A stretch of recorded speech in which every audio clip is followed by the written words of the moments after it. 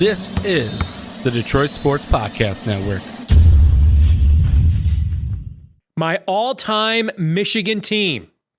You can agree or disagree after you see it next on this week's episode of Michigan Podcast. But there's going to be one team that's going to play solely as a team. No man is more important than the team. No coach is more important than the team. The team, the team, the team. Looks deep for Anthony Carter. Waits for it. Tip. Caught. They said you can't beat Ohio State. Now what?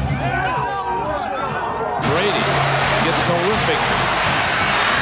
Throws it. Get it. Touchdown. Knight again. Schultz just before Brazil got him. And a leaping interception by Woodson. Harbaugh back to throw over the middle. Caught by Collier at the 5 on his feet. Touchdown, Michigan. On its way. It's good. He's 5'7", 179 pounds, a junior at Michigan. But Jamie Morris packs a wallop, and he delivers for Bo Schembechler.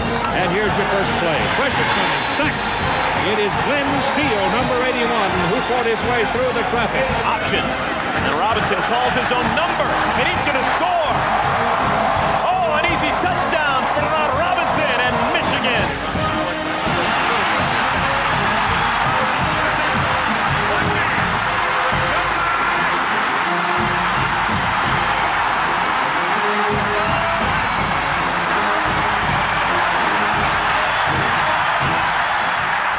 We're going to win the championship again because we're going to play as a team. And when we play as a team and the old season is over, you and I know it's going to be Michigan again. Michigan.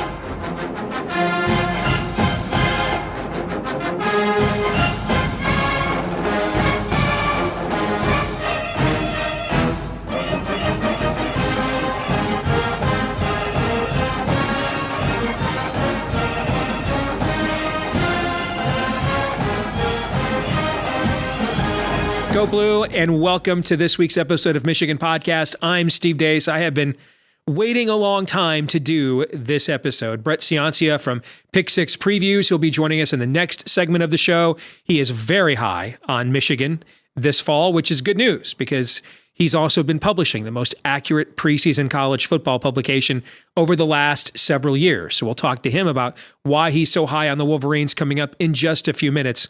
But now that we're kind of in the dog days of training camp and news is tough to glean and we're all just ready to get this thing going already, I want to take you way back, and I mean now, way back to the week before Thanksgiving, 1983.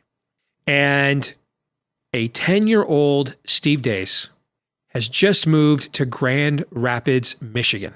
And while he was living in Florida, he became, and yes, I'm pulling a Bob Dolan, talking about myself in the third person. While I was in Florida, I became a massive football fan. So the first thing on my first weekend here now in my new home of West Michigan, first thing I'm looking for on that first Saturday, it was cold, wet. I'm looking for some football. I turn on the TV and I see this clash of colors. Scarlet and gray versus maize and blue, winged helmets, Steve Smith, Rick Rogers, and a coach named Bo, and I was hooked. Michigan beat Ohio State that day, ended up going to the Sugar Bowl, narrowly losing to Bo Jackson in Auburn. Ohio State had a couple guys named Keith Byers, Mike Tomczak, names you might go on to remember in the NFL. And I fell in love, and I've been in love with this program as a beloved, proud Walmart Wolverine ever since. Well, that now, folks, is 40 years ago. 40 years I've been living and dying with the maize and blue. My man cave here in Des Moines where I live is painted maize and blue. My son's room, painted maize and blue. My son dressed up as Jim Harbaugh for Halloween 2 years in a row. All right. My wedding colors, maize and blue. Needless to say, like many of you, I'm obsessed. So this is an episode I've been waiting a long time for, an opportunity to go back into the memory banks. 40 mostly great. Rich Rod, looking at you. 40 mostly great years of being a Michigan fan, and I've assembled my all-time team. My all-time Michigan team from 1983, the year I became a fan, to 2023. Those 40 years, let us begin. On offense, who else could be quarterback? Third in the Heisman Trophy balloting, the last Michigan quarterback to be a first-round draft pick, the first Michigan quarterback to ever throw a touchdown pass in the NFL, Jimmy. At running back, the natural, Tyrone Wheatley, man. I mean, just the natural. I mean, a specimen. The other running back, the exact opposite of Tyrone Wheatley, did not have his physical stature or tools, but was just a dude and remains Michigan's all-time leading rusher. And now he's on the coaching staff, Mike Hart. How about these two wide receivers? That's not too shabby. Braylon Edwards, Michigan's only Biletnikoff Award winner. Desmond Howard, Michigan's second Heisman Trophy winner. That's pretty good company you're keeping there. Jake Butt at tight end, Michigan's first Mackey Award winner, who is just freaking killing it right now, by the way, on Big Ten Network. He's got a future for sure. Then we get to the big uglies, as Keith Jackson used to call them. Oh, Nelly. The offensive line, Jumbo Elliott, man. Like the first 300-pound offensive lineman in major college football back in the day, and then played forever in the NFL. Offensive guard, Steve Hutchinson, he's one of the best offensive guards in the history of the NFL. He's got a gold jacket in Canton. Center, the man who once played on with a broken jaw, Steve Everett. Offensive guard from my very first team, Stephon Humphreys, fantastic student, great player, long time in the NFL. Bo had a lot of kind words for him in his autobiography. And at the other offensive tackle, the rare number 1 overall pick in the NFL draft, Jake Long. And at kicker, who else, man, but Money Mooney, the greatest kicker in Michigan football history, not just in the last 40 years, history. That was cash money making that pick. So there you have it. That's my all-time Michigan team on offense. Again, Jim Harbaugh at quarterback, Tyrone Wheatley and Mike Hart at running back, Braylon Edwards and Desmond Howard at wide receiver, Jake Butt at tight end. Some of you are like, hey, where's Anthony Carter? That's before 1983, folks. He actually left school in 82. At tight end, Jake Butt. The offensive line, Jumbo Elliott, Steve Hutchinson, Steve Everett, Stephon Humphreys, and I went back and forth between John Jansen and Jake Long, and then finally just gave it to Jake for being the number 1 overall pick in the draft. And then Jake Moody is my kicker. So that's the offense. Let us know what you think in the comments section. It is now time for the defense. My 40th anniversary year as a fan, all-time Michigan defense at edge. Aiden Hutchinson pictured there. Automatic. One of the great players in Michigan history, number 2 in the Heisman Trophy balloting. Defensive tackle, I think one of the most underrated players in college football history, finally got into the College Football Hall of Fame. Still cannot believe Rick Leach is not in the Hall of Fame, by the way. That's crazy.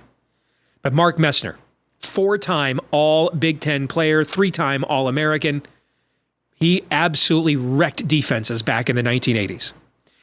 Next to him, Mike Hammerstein, who was the hinge point, the glue, the cornerstone of that 85 defense that went from unranked in the preseason AP poll to finishing number 2 in the country.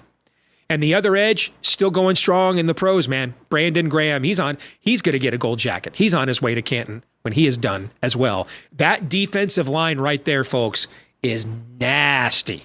That is a filthy defensive line. At linebacker, Devin Bush, speaking of filthy, maybe the greatest athlete that ever played the position at the University of Michigan. Eric Anderson, the school's first Butkus Award winner. He gets the nod. The quintessential neck guard, thumper, 80s era middle linebacker. And the other linebacker, even though he's kind of a glorified safety, but that was his official position when he was a Heisman Trophy finalist as well, Jabril Peppers. Those are the 3 linebackers that I chose, and you get a little bit of everything there. All right, you get a true wrecking ball in Devin Bush, you get a true thumper in Eric Anderson, and then you get the guy that you just put out that can play man-to-man, blitz, your Swiss Army knife player in Jabril Peppers. That linebacker unit's pretty nasty too. Let's go to the secondary. You start with the GOAT. Charles Woodson, one of the greatest players in Michigan football history, the first and still only predominantly defensive player to ever win the Heisman Trophy, also has a gold jacket in Canton. At safety, Trip Wellborn, who might have enjoyed and likely would have enjoyed a very successful career in the NFL, except for the knee injury he suffered his senior year. Never fully recovered from that. But before that, he was among the greatest safeties of the Schembechler era. I'm going to go with the current safety, Rod Moore, based on what he's already done and what I think he's about to do this year, his third year as a starter. And let's face it also, safety's not been a great position at Michigan for a long time. And so I felt like I had a little more permission to project here with what Rod has already done and what I think he's on the brink of doing now here in his third year as a starter in Ann Arbor. The other corner, opposite Charles Woodson, another guy that played a long time in the NFL, Marlon Jackson.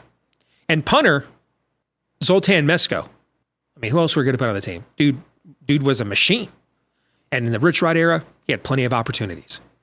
So that is my all-time Michigan defense. Aiden Hutchinson, Mark Messner, Mike Hammerstein, Brandon Graham. Man, that defensive front is filthy. Eric Anderson, Jabril Peppers, Devin Bush, Charles Woodson, Trip Wilborn, Rod Moore, Marlon Jackson, and Zoltan Mesko. Again, let us know what you think. 83 to 2023. Think you can put together a better team than that? Give it a shot in the comment section here on iTunes or YouTube. All right, when we come back, Brett Ciancia from Pick Six Previews, he's going to join us. He is really high on the Wolverines. He's going to tell us why next. Steve Deace here, and we get asked a lot, hey, how can we support what you guys are doing at Michigan Podcast? Well, now is a great time to become one of our supporters on Patreon. Patreon.com/Michigan Podcast is where you can go. Patreon.com/Michigan Podcast. And if you go there, we're going to make you a little jingle. In fact, you would have gotten these a few months ago, long before the season even started. All of my 2023 football futures bets I've made thus far. I can't recommend a selection any more than I bet this myself. And last year, if you followed my football futures bets and you bet alongside of me, you made a pretty nice ROI chunk of change by the time the season ended. So keep up to date on all things we think and do here at Michigan Podcast. Patreon.com/Michigan Podcast. But more importantly, just $5 a month. And chances are you're going to make a lot more money than that following our sports betting selections. Patreon.com/Michigan Podcast. Again, Patreon.com/Michigan Podcast. And thanks to all of you that have been supporting us already. We appreciate each and every one of you. Go Blue.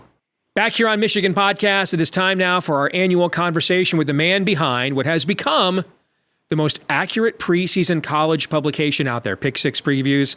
Brett Ciancia is here with us on Michigan Podcast. And Brett, it is always good to have you with us, brother. Are you ready for the final season of college football as we have known it most of our lives? Yeah, thanks, Steve, for having me on. And thanks for the praise there. And yeah, it's kind of the end of an era. It's kind of nostalgic, but seeing the conference realignment, the divisions going away. But yeah, I'm excited for it. It's the end of an era. And ready to break it down for you guys. Before we get to what you think will happen this year, let's go further into the future. Are you excited about where the sport is going? Are you concerned? A little bit of both. Yeah, I mean, mostly concerned. I mean, just because I'm a traditionalist, I like the old status quo, the old conferences, the regionality of the sport.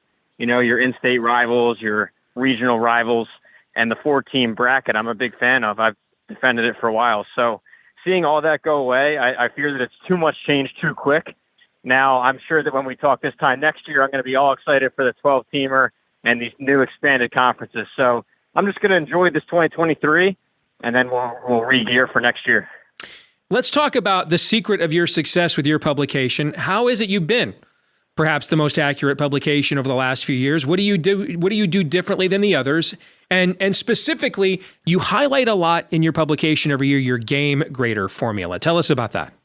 Yeah, thanks. Well, yeah, I have the number one title over the last 10 years, the last 5 years, and last 3 years. So the triple crown there by Stats and Accuracy, who grades all the publications and magazines. So it's really a point of pride and looking to continue it again here in 2023.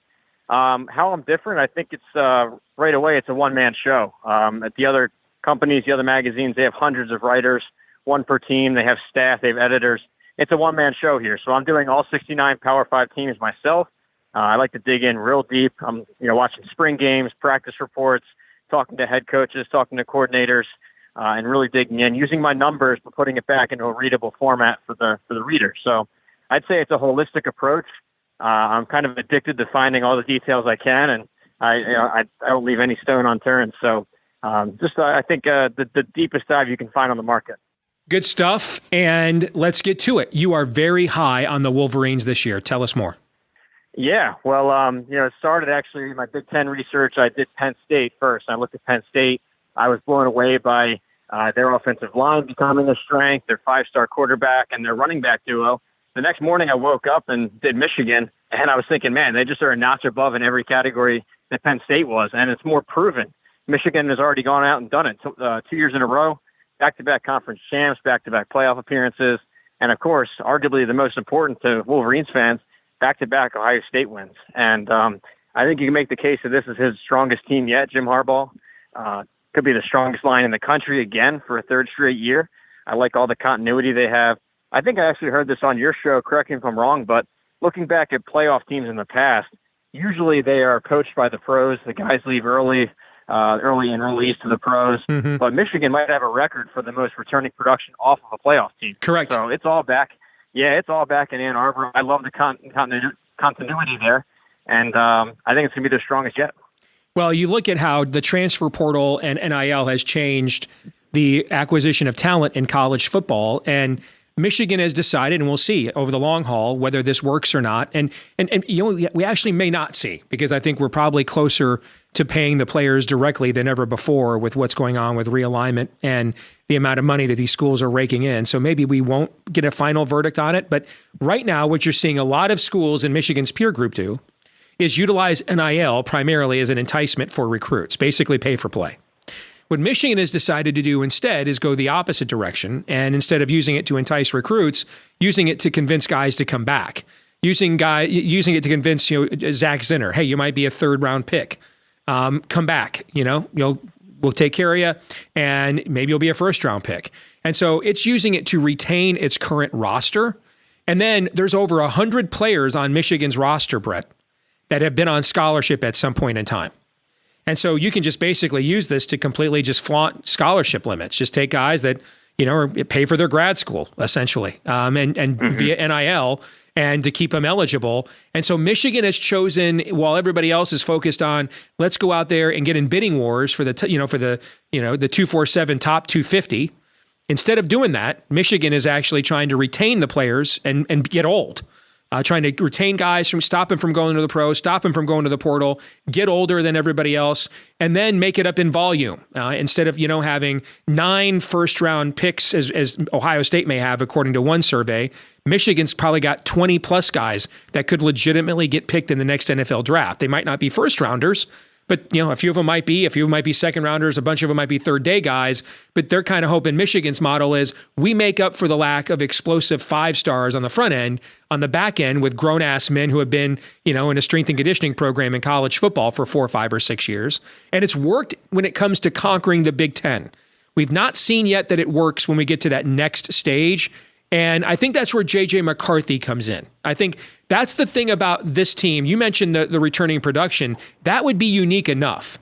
But to return with a starting quarterback that everybody agrees has not hit his potential yet at the same time, that gives you an idea that this team just may have a higher ceiling than what Michigan has had the last couple of years. Your thoughts on those two things? Yeah, well, first, with Michigan's program strategy, I think it's very interesting. I mean, I covered all 69 of these Power 5 teams. 69 teams, you can find 69 different program strategies. And, everything, something might work at some school and not at the other. I mean, look at Alabama. They're just a 5-star recruiting machine, not to minimize their staff, but they're definitely a recruiter program. You have teams that can't recruit at all, and they have to go with outlier schemes. Like, think of Mike Leach's offenses. They make up ground with an outlier offensive defensive scheme. You have guys that are transfer portal kings. I think Lane Kiffin calls himself the portal king. USC, you've seen what Lincoln Riley has done. But yeah, to Michigan's point, player retention. And I noticed very early on when I was doing Pick 6 previews years ago that the recruiting rankings, while they're important, that's just one piece of the puzzle. So I went out and devised other formulas like win conversion or player development. I think I need to add one to the book. And what we're talking is a player retention. I talk to head coaches and coordinators and ask them how everything's going and all. And they say the number one thing is recruiting their own players. Not even looking to the high school ranks. the most stressful part is keeping your guys on campus, away from the NFL, away from other schools. So player retention is going to be a big topic the next couple of years. And then get into the ceiling of this team. I think that's J.J. McCarthy. I mean, Michigan has proven with a Jag or a Jag plus, they can play complementary football given the physicality they present on both sides of the line of scrimmage. And so now we're talking about taking that final step as a program, winning a playoff game, winning the program's first national championship this century. That's where the ceiling of J.J. McCarthy comes in, doesn't it? Yeah, absolutely. I think the high ceiling at quarterback, that unlimited 5-star ceiling, and then the skill positions, because you get to these games, you can match up in the trenches, and that's so key. Very few programs can do it, so don't sell. We're saying that it's an achievement to win the Big Ten. It certainly is, and that it's some knock that they haven't won the national title yet. It is so hard at that next dynasty tier. So I think the strength in the trenches gets you the conference title. It's been elite on both sides of the ball. Another strong front seven, another Joe Moore Award winner. But now in this dynasty tier, this playoff tier, you got to have firepower on the outsides, in the backfield, and under center. And what you have with McCarthy, like we said, is a 5-star. What you have in the backfield is probably the best duo of running backs in the country. And I think they're number one in my unit rankings nationally, with Blake Corum surprising everybody by returning, and the explosive playmaker Donovan Edwards. So that's where you need to take that final step, is just the explosiveness on the outsides, the chunk plays. And I think McCarthy's a total game changer there. And look for some second-year gains, too. He's only a second-year starter, and he's going to get some gains there. Let's talk about how you compare and contrast them with Ohio State and Penn State, because, Brett, the preseason AP poll came out on Monday. It's the first time since 1962 that the Big Ten had 3 of the top 7 teams in the preseason AP poll. That's Michigan, Ohio State, and Penn State. Just to say my own power ratings, I had Michigan about 1.5 points better than Ohio State on a neutral field. I had both Michigan and Ohio State roughly about 6 points better than Penn State on a neutral field. However, I have Michigan, Ohio State, and Penn State double digits against every other team on their respective schedules on a neutral field. It is entirely possible we could be looking at a situation where Michigan goes to Penn State and loses, Penn State goes to Ohio State and loses, Ohio State goes to Michigan and loses, and they're all sitting there with one loss at the end of the year, looking at what my power ratings are saying. And that's assuming, by the way, that Drew Aller develops to show at least some of the 5-star potential. He was the number 1 pro-style quarterback in the country 2 years ago, that he'll at least be what Sean Clifford was. It may be a slight upgrade, even if he's not ready to yet fully flash that potential. My power ratings are assuming that. So how did you differentiate between Michigan and Ohio State and Penn State? And just how do you see the path for all of those 3 teams, given how further ahead of the rest of the Big Ten it appears that they are? Yeah, well, I agree with a lot of what you're saying. Like I mentioned at the top, I first studied Penn State and was blown away, thinking this is a playoff caliber team this year. And then the next morning woke up and did Michigan and was just blown away even more. So I think they're all solid top 10 teams. I've actually got them all in my top 7. I go with Michigan number 2 nationally, Ohio State 4, and then Penn State right there at 7. The fact of the matter is, I think Michigan and Ohio State are more proven as title contenders. Penn State, it definitely has the ceiling with their elite defense, an improvement on the offensive line, which was a liability for about a decade since the sanctions, but is now a strength, and another 5-star arm to talk about, Drew Aller. So, and I put in the book here, this is an interesting historical reference, but the 2008 Big 12 South, where you had Texas Tech with Mike Leach, you had Oklahoma there with Sam Bradford, the Heisman winner, and Colt McCoy at Texas. They all went 1 loss, and it was a triangle of losses where one beat the other who beat the other. So that's my reference here, is we could be in for a 2008 Big 12 South, because I don't see any other team on any of their schedules challenging these 3. You look at their non-conference, very manageable for Michigan, very manageable Penn State. I think they draw West Virginia, who's at the bottom of the Big 12. And then Ohio State with Notre Dame, but I think they get the W there. So, yeah, they're all going to – and there's a huge drop-off after the top 3, I might add, in the Big Ten. So I agree with you there. I'm kind of hoping to see how they handle that. A bunch of 11-1s, a triangle there in the Big Ten East. Final thing, Brett. Other than an injury, a significant injury to J.J. McCarthy, Michigan doesn't live up to your ranking if what happens? Ooh, I mean, I feel pretty good about this pick this year. Maybe just without an injury there, maybe it just doesn't click. We don't see as many gains as we'd expect from year 2 under McCarthy, but it's just hard to even say that because we've already seen a playoff caliber team twice in a row. Right. So much of it is back. They're another year more veteran. Well, Brett, people forget that last offseason, McCarthy didn't throw the ball one time. Everybody seems to forget that. JJ set out from throwing all offseason, rehabilitating that shoulder. And then we got to fall camp, and he's now, their number one snaps are going to Cade McNamara. I mean, he missed an entire offseason of development in only his second year in college and still had a 22-5 touchdown interception ratio. I mean, what is he going to do with an entire offseason of development? And now he's getting the first team reps in every single practice. I mean, that is a factor from last year people have not talked about at all. Absolutely. The game is going to slow down for him big time. I think we've got so caught up in nowadays how quarterbacks come in so developed, and it's common to see them start as freshmen. That never used to be the case. I mean, you'd always expect a couple development years, maybe junior and senior year, piece it together. So if we just take a step back from the current standards, he's way ahead of schedule. Already the all Big Ten pick for me, first team quarterback. We usually see that biggest gain in your second season as a starter. So I think he's just scratching the surface. Has the best offensive line, the best running back duo in the country around him, and a very, very solid defense. They called him a no-name defense. I think they ought to change that because there's a lot of names here. It's going to be a lot of draft picks down the road. So very complete team, and they're my pick to win the conference.